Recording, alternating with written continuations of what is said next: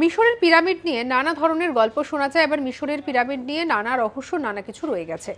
মিশরের পিরামিডের মধ্যে রয়েছে এমন একটি করিডোর যা সামনে আসার পরেই যেন একেবারে সবাই অবাক হয়ে গিয়েছে।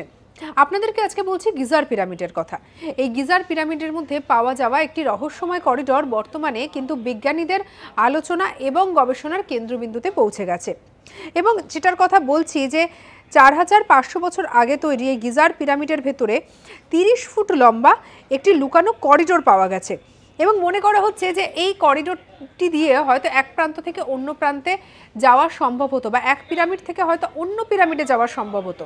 তবে ঠিক কী কারণে বা কী লুকিয়ে রাখতে এই করিডোরটির আবিষ্কার করেছিলেন সেই সময় বা তৈরি করেছিলেন সে সময়কার পিরামিড নির্মাণকারীরা, সেটা নিয়ে কিন্তু বেশ রহস্য এখনও থেকে গেছে।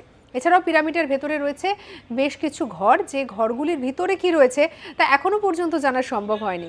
তো সবকিছু মিলিয়ে মিশরের পিরামিড বা গিজার পিরামিড কিন্তু অনেকটাই মানুষের কাছে বর্তমানে দাঁড়িয়েও একটা আলোচনার একটা বিষয়, এবং এই গিজার পিরামিড কিন্তু অন্যতম একটি রহস্যজনক জায়গা। সঙ্গে রাখুন আজ তাক বাংলাকে, অজানা খবরকে জানার জন্য সাবস্ক্রাইব করে নিন।